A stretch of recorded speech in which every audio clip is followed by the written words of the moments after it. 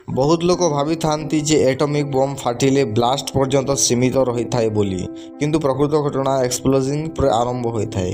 Blaster ତୁରନ୍ତ ପରେ ତୀବ୍ର ଗତିରେ ରେଡିଏସନ୍ ବ୍ୟାପିଥାଏ, କିଛି ସେକେଣ୍ଡରେ ଲୋକମାନଙ୍କୁ ପ୍ରଭାବିତ କରିଥାଏ।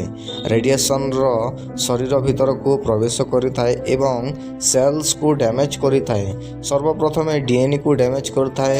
ଡିଏନ୍ଏ ଯେତେବେଳେ ଖରାପ ହୋଇଥାଏ ତ ସେହି ସମୟରେ ସମସ୍ତ ସେଲ୍ ଭଲ ଭାବରେ କାମ କରିନଥାଏ। କେତେକ ସେଲ୍ ମରିଯାଆନ୍ତି ଏବଂ କେତେକ ସେଲ୍ ବଞ୍ଚିଥାନ୍ତି, ଯାହା କ୍ୟାନ୍ସରର କାରଣ ହୋଇଥାଏ।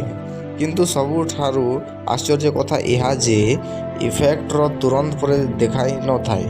ଅନେକ ଲୋକ ଭଲ ଭାବରେ ରହିଥାନ୍ତି, କିଛି ବର୍ଷ ପରେ ଶରୀର ଅସୁସ୍ଥ ହୋଇଥାଏ ଏବଂ ଅନେକ ରୋଗ ମଧ୍ୟ ହୋଇଥାଏ। ତାପରେ ହୋଇଥାଏ ରେଡିଓଆକ୍ଟିଭ୍ ଫଲ୍-ଆଉଟ୍। ଛୋଟ ଛୋଟ ରେଡିଓଆକ୍ଟିଭ୍ ପାର୍ଟିକିଲ୍ସ ପବନରେ ଉଡ଼ିଥାଏ ଏବଂ ତଳରେ ପଡ଼ିଥାଏ। ବହୁତ ବଡ଼ ସ୍ଥାନରେ ପାର୍ଟିକିଲ୍ସ ପଡ଼ିଥାଏ, ଯେମିତି ସମସ୍ତ ଫଳ, ମାଟି ଏବଂ ପାଣିରେ ମଧ୍ୟ ମିଶ୍ରଣ ହୋଇଥାଏ। ରେଡିଓଆକ୍ଟିଭ୍ ଏଲିମେଣ୍ଟ ବହୁତ ଜଲ୍ଦି ଖରାପ ହୋଇଥାଏ, କିନ୍ତୁ କିଛି ବର୍ଷ ପର୍ଯ୍ୟନ୍ତ ଖତରନାକ ମଧ୍ୟ ରହିଥାଏ।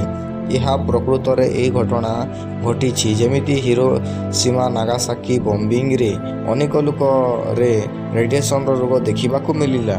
ସେଥିପାଇଁ ନ୍ୟୁକ୍ଲିୟର ଆଟାକ୍ ବହୁତ ଡେଞ୍ଜର ଅଟେ।